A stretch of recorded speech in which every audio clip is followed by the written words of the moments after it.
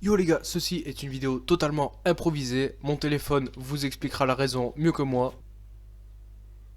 Bref, aujourd'hui on est parti, algorithme de décision JavaScript, partie 2, remise en forme et optimisation du code pour déploiement. Comme vous vous en douterez, vu l'heure et vu le peu de choses qui restent à faire, ce sera pas un défi chronométré ou quoi que ce soit, mais juste voilà, de manière posée, je vais me filmer en train d'apporter quelques optimisations et surtout de rendre le site un peu plus beau. Comme ça, voilà, ça va me permettre aussi de vous expliquer 2-3 trucs sur le dev général ou le projet en lui-même, peu importe, mais bref. On est parti, comme d'hab, avec mon logiciel de capture d'écran. Let's go. On est reparti les gars pour la partie 2 de notre algo de décision JavaScript. J'ai ouvert mon VS Code, tout va bien. Et ce que je vais faire premièrement, c'est que je vais mettre ça sur un dépôt Git parce que sinon je risque de tout perdre. Donc pour ceux qui n'y connaissent rien, d'ailleurs je prévois aussi pas mal de vulgarisation tech, dev, informatique, IA, etc. sur la chaîne. Je pense que c'est un sujet qui peut être hyper intéressant à aborder et moi c'est un truc qui me tiendra à cœur aussi. Mais voilà, juste pour résumer là, donc je vais en fait faire un dépôt Git ou plutôt GitHub sur le projet. Donc pour ceux qui connaissent pas, donc Git c'est un outil de développement qui permet de faire de la gestion de code, de la gestion de versions, etc. Notamment en sauvegardant l'historique de chaque fichier de code avec les différentes modifs qu'il y a eu, pourquoi on a modifié ça, etc. etc. Ce qui permet premièrement de pouvoir gérer son code sans faire de conneries. C'est-à-dire si par exemple tu as un bug qui fait que ton code il marchait jusqu'à maintenant mais là il marche plus et tu sais pas d'où vient l'erreur, tu peux revenir à la version précédente, etc. T'as plein de trucs comme ça te permet aussi donc de bosser en équipe et de bosser sur potentiellement plusieurs versions parallèles d'un même fichier, par exemple plusieurs fonctionnalités différentes d'une même appli. Ça c'est pas mal pour les grosses applis notamment, par exemple. Donc si tu dev en équipe, bref, petite précision aussi, s'il y a certains apprentis dev qui me regardent, la différence entre Git et GitHub c'est tout simplement que Git c'est l'outil en lui-même et GitHub c'est une plateforme indépendante qui permet d'héberger en ligne des dépôts Git distants. Un dépôt distant est donc une version du projet, ou plutôt du dépôt Git, hébergé sur une plateforme en ligne, là en l'occurrence GitHub, mais il y en a d'autres, il y a GitLab, etc. Je ne les connais pas trop les autres. Et à partir de ce dépôt distant, on peut tout simplement push et pull. Donc bien évidemment, on n'est pas à la muscu, mais on peut tout simplement tirer ou pousser des modifs. Donc encore une fois, pousser, ça permet d'envoyer ces modifs locales sur le serveur distant, parce que je précise qu'en Git, on travaille, nous, en local, on a... en fait, là par exemple, je vais avoir un dépôt local où je vais modifier mes fichiers, etc. Et à chaque fois, par exemple, que je vais avoir rajouté une fonctionnalité que j'ai testée qui marche, ou avant par exemple de coder un truc qui risque potentiellement de tout casser, des choses comme ça. Bref, ça c'est un peu des moments stratégiques où je vais faire ce que j'appelle un commit, c'est-à-dire que je fais indexer par exemple à mon VS Code toutes les modifs que j'ai rajoutés depuis donc la dernière fois, le dernier commit. Donc un commit c'est un ensemble de modifications avec un ou plusieurs fichiers concernés. Derrière du coup je peux ensuite pousser ce commit, et donc c'est le fameux push. À ce moment là le dépôt distant récupérera mes modifs, et donc si par exemple je bosse en équipe, tous les autres gars qui dev sur le projet avec moi peuvent tirer, donc pull, les nouvelles modifications afin d'avoir le projet à jour sur leur machine en local. Bref, je ferai d'autres vidéos plus poussées comme je dis pour vous expliquer ce genre de concept, parce que voilà, c'est... Je rappelle que expliquer Git à 2h du mat c'est peut-être pas très évident, mais bref. On est parti les gars. Le mec il a carrément fait un cours sur Git à 2h du mat en 30 secondes. Incroyable type. Donc je crée un nouveau truc. Prise décision JS. Je vais mettre le repo en public. Comme ça voilà, ce sera un projet open source. J'aime bien le petit projet open source. Ça fait stylé de dire que je fais des projets open source. Dois-je vous le rappeler? Je sais pas. Mais l'eau c'est la vie. Ok, je lance un terminal. Hop. Et donc ici, là ce que je fais c'est que tout simplement... j'associe donc le dépôt distant que je viens de créer à mon dépôt local. Par contre, est-ce que j'ai... Je sais même pas si j'ai initialisé mon dépôt. Non, je l'avais pas fait du coup. Ok, donc git remote add origin. Faudrait que je fasse, c'est déjà un commit. Donc là, je précise, voilà, je fais un commit parce que j'ai une version du projet générée par ChatGPT bien sûr, mais qui est évidemment fonctionnelle pour l'instant. Et donc voilà, si jamais, comme je vais toucher à pas mal de trucs, je risque de tout casser. Donc je fais un commit, là c'est surtout un commit de prévention, dans le sens où si par exemple je vois que je casse tout, je pourrais annuler mes modifications ultérieures, et faire revenir le fichier à l'état de ce commit. Ah, bah oui, je suis con, c'est commot, git commot. Ça se voit que c'est 2h du mat, je me plante sur littéralement toutes les commandes. Ah, git branch-m. Mais ça, normalement, j'ai pas à le faire. Bon, on va tenter. Ça commence bien, qu'est-ce qui se passe? Message de commit. By chat GPT. Ok, là normalement le push est en train de se faire. Et si je me chauffe, je vais aussi aller faire du push à Basic Fit à 6 h. Il a push ou il a pas push là? Il a push ou il a pas push? Il a push ou... Ah oui, c'est bon. J'ai mon petit HTML ici. Ah, incroyable. Ok, maintenant l'équipe, on peut passer aux choses sérieuses. Donc déjà, je vais essayer de passer en revue tout le code qu'il a généré pour voir si effectivement tout correspond bien à mes attentes. Donc ok, on a les critères, on a les options, ok, on a une fonction qui calcule le coefficient de vitesse. Voilà, du coup je précise que pour le moment ça reste linéaire en mode, voilà, entre 0 et 45 secondes ça fait 100, 90, 80, 70, etc. Et dès qu'on arrive à 45 secondes on est à 0. Je précise que voilà, plus tard pour une version plus optimisée, il faudrait un truc exponentiel qui descend très rapidement et qui ralentit à la fin. Mais voilà, pour l'instant on va pas trop se casser la tête. On va rester comme ça et peut-être dans une version future, voilà. Ok, oui, donc dans tous les cas, on retournera pas 0, c'est forcément 1 ou plus. Et ensuite, ok, donc nombre de critères. Voilà, on saisit les critères, ok, on saisit les options. Ok, là j'ai une fonction asynchrone qui compare les critères, ok. Donc on prend la date de maintenant, on fait le prompt. On prend la date de maintenant moins le start time, donc la date juste avant. On a le temps de réponse, on a le coefficient qui est calculé à partir du temps de réponse. Ok, on choisit le bon truc. Ok, fonction de comparaison, là c'est exactement la même mais pour les options. Et bien sûr, on a un critère. Fonction principale pour le classement des critères et des options. Donc c'est parti. Si on a au moins un critère, j'ai l'impression déjà que il compare toujours tous les critères en fait. Ça c'est pas cohérent avec ce que j'avais dit moi. Moi j'avais dit que ça sert à rien de comparer tous les critères si par exemple le fameux truc de tu compares A avec B, il y a A au-dessus et si derrière C est encore au-dessus de A, on va pas le comparer avec B. Donc ça va falloir le changer déjà. Je vais me faire un bloc-notes. Le fait que il fait toutes les comparaison. Changer le fait qu'il fait toutes les comparaisons. Ensuite, je vais zoomer un peu parce que je suis... Comment on zoome déjà sur VS Code? Ah, non, c'est un peu trop gros, mais bon. Parce que là, du coup, j'ai la chaise, donc la tête assez loin de mon écran. Donc là, ok, sinon, à part ça, je sais pas si c'est quelque chose de ouf, mais... Parce qu'en plus, là, à chaque fois, il incrémente ou il désincrémente de juste de écart. Sauf que l'écart, il était censé être pondéré, tu vois. Par exemple, encore une fois, le truc de ABC, ben, si C, il est entre B et A, ben, il peut pas juste être incrémenté de l'écart. Parce que l'écart, il doit être pondéré par rapport à l'écart précédent entre A et B. Enfin, voilà, toute une logique aussi, je vais le marquer. Incrémenté, bon, encore une fois, vous avez compris, hein, je fais des fautes, mais c'est pour aller plus vite. Même si là, on n'est pas spécialement chronométré, si je peux aller me recoucher un petit peu, pourquoi pas, si j'arrive à dormir, bien sûr.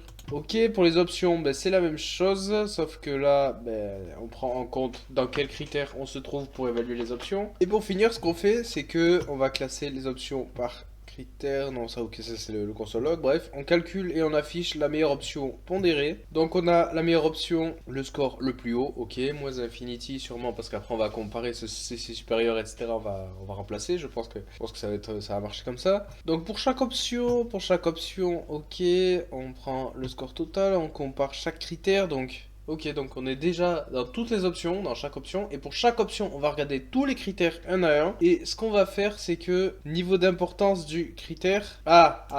déjà, il y a un truc qui me plaît pas là, on dirait qu'il se base sur critère.length, si, tu vois, on dirait qu'il se base sur la position du critère dans le classement des critères, et ça c'est pas bon parce que on a dit encore une fois dans la première vidéo que il y avait une pondération, que c'était pas juste premier, deuxième, etc. Donc ça pareil à changer aussi. J'ai pensé à un truc aussi, mais pour que ce soit plus explicite pour moi niveau debug, etc. Normaliser les scores entre 0 et 100. Voilà, donc là ce qui sera fait c'est que à chaque fois, par exemple, quand on aura tous les scores des critères, et du coup pareil pour les options, ben, le critère, par exemple, voilà, on les a tous dans une certaine étendue de nombres, et en fait l'idée ça serait de étirer donc la plage de nombres pour que le plus grand se retrouve à 100 et le plus petit à 0. Comme ça, ce sera plus simple encore une fois pour débugger tout ça et voir si effectivement tout a l'air de marcher correctement. Ok, donc option, donc derrière on a effectivement le score pour un critère pour une option. Donc option total score, ok, option total score égale total score, donc si j'aurais dû rester au lit. Mais c'est parti les gars. On se décourage pas, il n'y a pas grand chose à faire. Bon voilà, je vais rajouter bien évidemment design. Attends, déjà prompt par input Design CSS. Ok, alors je vais peut-être pas tout filmer parce que voilà, j'ai pas envie que la vidéo elle soit très longue non plus. C'est vrai qu'après avoir fait le montage de la première, la vidéo elle m'a paru quand même assez longue. Et au final, voilà, si vous avez remarqué, j'ai laissé quand même assez longtemps le moment où j'aime bien expliquer comment je conçois dans ma tête le code, tout ça. Mais derrière, le moment où je suis après moi-même en train de coder, c'est peut-être pas hyper passionnant. Surtout que c'était juste une introduction au dev et que peut-être pas beaucoup d'entre vous potentiellement arriveraient à savoir ce que je fais en temps réel niveau code, etc. Et surtout, bah, peut-être que je vous ai habitué, je m'en excuse, à des montages plus poussés niveau temps d'attention, etc. Même si c'était pas forcément ce que je voulais au début de la chaîne, mais voilà, j'aime bien faire des petits montages aussi, ça change un peu, ça permet de rajouter des petits éléments d'humour, tout ça. Mais là, voilà, pour une vidéo où en fait j'avais 2 heures pour coder un truc, c'est vrai que à part vraiment le côté un peu conception, etc. Et bien évidemment aussi, j'ai laissé quelques passages où comme ça vous pouvez voir que je code, que je suis en train de galérer à batailler, pourquoi ça marche pas, etc.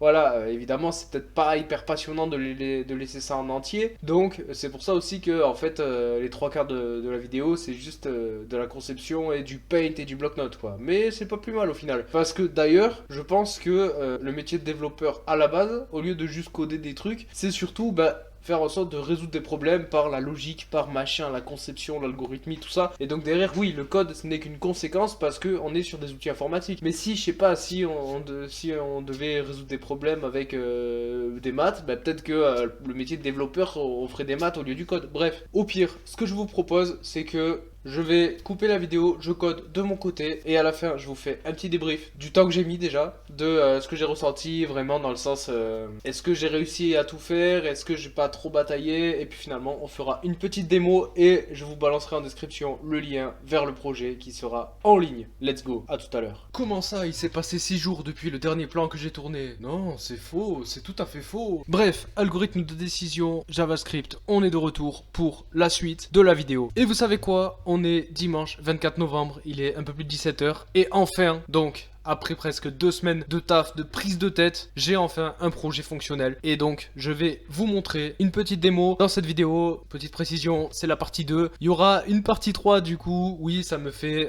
une excuse pour gratter des vidéos de plus. Qu'est-ce que tu vas faire? Non, parce que voilà, dans la partie 2, je me suis rendu compte que c'était beaucoup plus prise de tête que ce que je pensais. Et donc, j'ai une partie, tout comme dans la partie 1, purement console prompt, mais purement fonctionnelle en tout cas. Donc, elle fonctionne parfaitement. Je l'ai testé tout à l'heure. Bon, je l'ai testé qu'avec les repas, donc je testerai peut-être avec d'autres exemples aussi. J'espère que je vais pas être déçu en plein tournage. Mais voilà, donc dans cette partie 2, je vais surtout te faire une démo du programme et te montrer un peu, enfin t'expliquer et te montrer si je peux avec des captures, les galères par lesquelles je suis passé, les étapes que j'ai mises en place pour enfin avoir un truc qui marche. C'est parti. Alors les gars, on est parti. Donc j'ai mon programme qui fonctionne enfin. Par contre, je vais push sur GitHub avant de tout perdre. Programme 100% fonctionnel.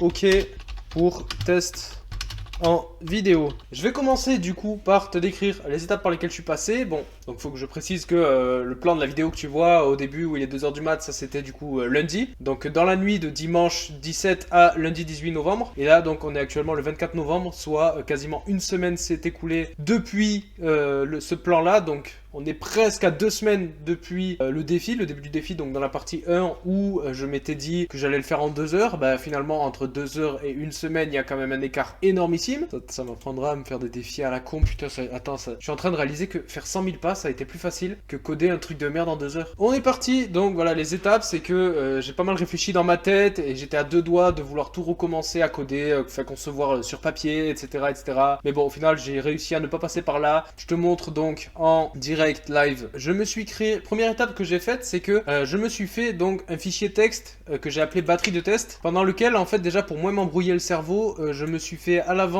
une sorte de jeu de test avec donc l'exemple des repas pour en fait ne pas avoir à répondre à chaque fois aux questions 1, 2, 1, 2, etc. Donc en fait ce que j'ai fait c'est que tout simplement j'ai comparé à chaque fois tous les critères. J'ai comme simulé en fait, c'est comme si j'avais transcrit une simulation d'une exécution en temps réel avec à chaque fois les choix que je fais et le temps que je mets à répondre. Donc là ici santé budget, je réponds santé en 10 secondes, santé temps je réponds santé en 4 secondes, etc. Je me suis fait chier à copier-coller tout ça et donc voilà, ça c'est un jeu de test. Et donc en fait le but de ce jeu de test c'est que j'ai à peu près une idée du résultat attendu et donc forcément c'est beaucoup plus facile de voir si le résultat final est le bon ou pas après l'exécution. Donc Et après, ce qui s'est passé, c'est que bon là, j'ai conçu un peu plus de réflexion pour l'algo, etc. Donc voilà, c'est un peu les conceptions, c'est ce que je faisais sur le bloc-notes, etc. Bon, ça c'est des résultats de tests et tout ça. Bref, pas de trucs beaucoup plus pertinents par rapport à la première vidéo. Du coup, ce qui s'est passé aussi, c'est que il y a pas longtemps, j'ai eu une réflexion pertinente pour le projet. Je me suis dit, si par exemple, je sais pas si tu te souviens, mais dans l'épisode 1, je parlais de barres. Je parlais que par exemple, on a la barre de la santé, donc pour l'exemple des repas, là, tu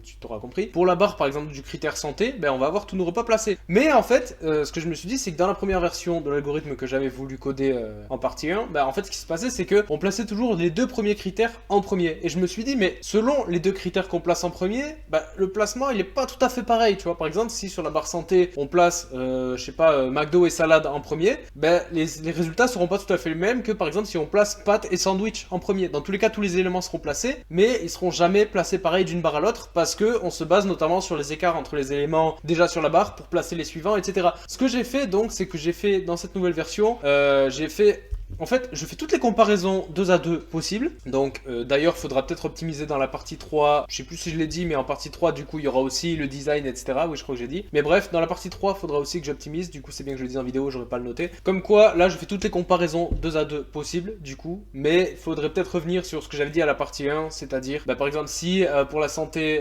pâte est meilleur que sandwich, si on dit que salade est meilleur que pâte, on va pas comparer salade et sandwich, tu vois. Parce que là, du coup, toutes les comparaisons sont faites. Il faudra juste que je change ça, mais sinon voilà, le programme est quand même pertinent. Et donc ce que je disais, c'est que on propose à l'utilisateur de faire toutes les comparaisons et c'est après que tous les calculs sont faits. Pourquoi? Parce que par exemple, je compare donc tous mes repas pour le critère santé. Bon, c'est pareil pour tout, hein, c'est pareil pour la comparaison de critères aussi, mais je compare tous mes repas pour le critère santé par exemple. Et ce qui va se passer ensuite, c'est que tous les calculs seront faits en même temps. Donc par exemple, on va tout placer sur une barre, mais on va créer autant de barres qu'il y a de combinaisons 2 à 2 possibles, parce que on va faire une barre où on va placer par exemple McDo et salade en premier, une autre barre où on va placer McDo et pâtes, une autre barre où on va placer sandwich et pizza, peu importe, et en fait il y aura autant de barres que de combinaisons 2 à 2 possibles entre les options. Chaque barre aura donc les 5 options placées dessus aux bonnes hauteurs, et en fait ce qu'on fera, c'est que à la fin, donc bien sûr ça c'est répété comme j'ai dit pour tous les critères, et après pour toutes les options dans le cas de chaque critère, et en fait donc à la fin ce qui est fait, c'est que tout simplement, par exemple toutes les barres concernant le critère santé sont fusionnées en une seule qui est la barre générale de la santé, avec donc toutes les options placées par rapport aux moyennes, etc.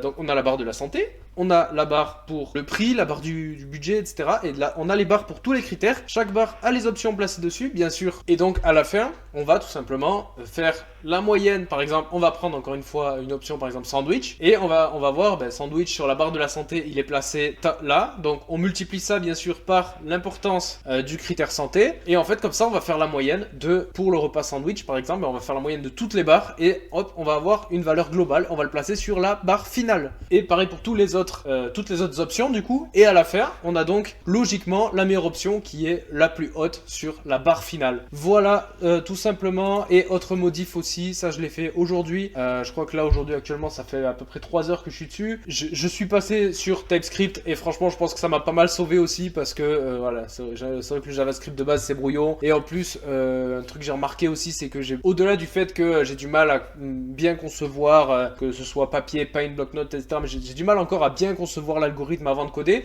et en plus de ça j'ai du mal aussi à bien me repérer dans les noms de variables, les types, les machins, tout ça. Faut savoir que si tu avais vu des extraits dans le code dans la partie 1, mais il y avait beaucoup de noms en français, en anglais, etc. Tout à l'heure je me suis dit ok, avant de coder quoi que ce soit en plus, tu vas me faire un putain de ménage là-dedans, tu vas mettre TypeScript, tu vas foutre des types partout, ultra strict machin, et tu vas mettre tous les noms de variables en anglais et cohérents partout, de chez partout. Et je pense que voilà, ça c'est un truc, faut vraiment que je travaille dessus aussi. Après je précise aussi bien évidemment qu'à la base ce projet était fait dans le cadre d'un défi où je n'avais que 2 heures, donc je savais que dans tous les cas j'allais devoir optimiser, mais peut-être que le faire pendant le défi, je suis pas sûr que dans tous les cas j'aurais eu plus de chances de réussir dans les temps. Mais bon voilà, tout ça pour dire que peut-être aussi que 2 heures pour un tel défi, alors que c'est la première fois que je me lance un défi dev, même d'ailleurs pas forcément en vidéo, en tout cas un défi dev avec aussi peu de temps, bah voilà, j'étais peut-être un peu trop ambitieux, même si ça a été plus facile de faire 100 000 pages, je m'en remets toujours pas. Donc voilà, donc c'est tout. J'ai dit quoi? Donc j'ai dit la batterie de test, j'ai dit donc toutes ces réflexions avec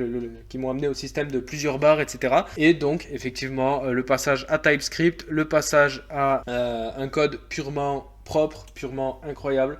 Bon, j'ai séparé le HTML et le JS aussi, mais ça, du coup, c'est une conséquence du passage à TypeScript parce que tu peux pas compiler du TypeScript directement dans le HTML, en tout cas pas à ma connaissance. Bon, je te montre très vite fait en 30 secondes à quoi ressemble le code. Bon, j'ai mis des classes du coup. Bar item, c'est un item qui ira dans une barre, donc avec un nom, une position. La barre, donc, effectivement, c'est la barre avec derrière chaque item, donc qui a un certain nom et une certaine position. En fait, j'ai voulu généraliser de manière générale tout ce qui concerne les critères.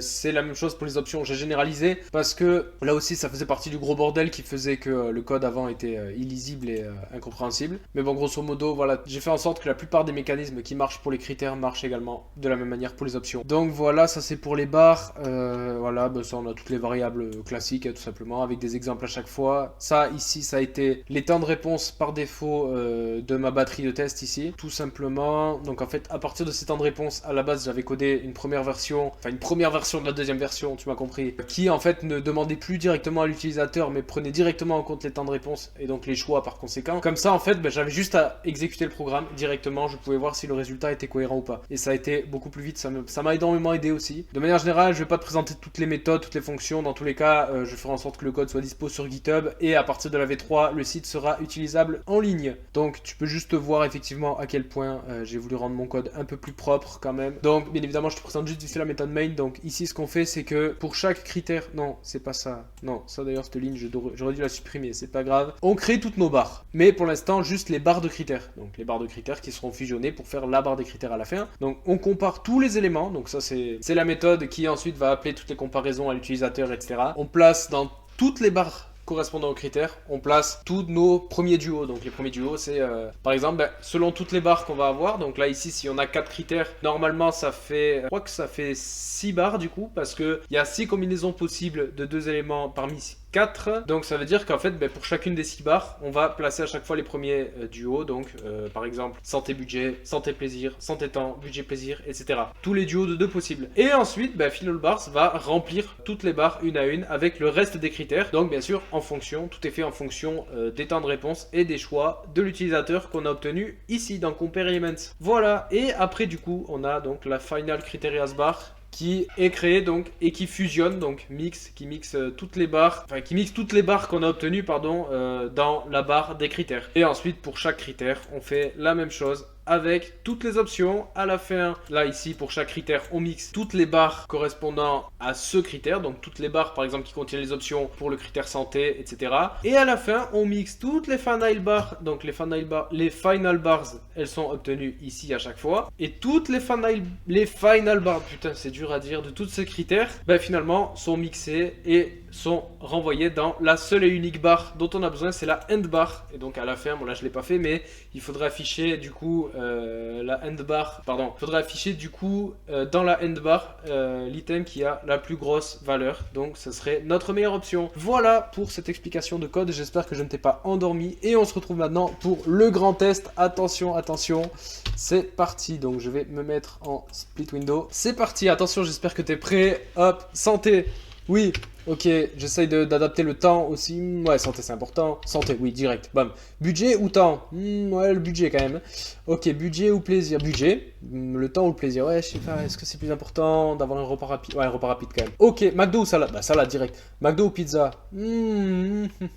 Pizza. Pas de pizza artisanale bien sûr. McDo ou sandwich? Sandwich. Parce qu'il y a quand même, c'est quand même moins de merde en quantité. Donc McDo ou pas de steak? Pas de steak. Budget, c'est moins cher. Salade, c'est moins cher. Pizza que McDo, c'est moins cher sandwich que McDo, c'est plus rapide McDo, c'est plus rapide pizza que McDo, c'est plus rapide sandwich que McDo, c'est meilleur McDo, j'ai plus envie de McDo que de pizza, j'ai plus envie de McDo que de sandwich, j'ai plus envie de McDo que de tout en fait, j'ai plus envie de pizza que de sandwich, de salade, ça va y arriver, j'ai plus envie de sandwich que de salade, j'ai plus envie de pâtes que de salade, j'ai plus envie de pizza que de sandwich, de pizza que de pâtes, et j'ai plus envie de sandwich que de pâtes.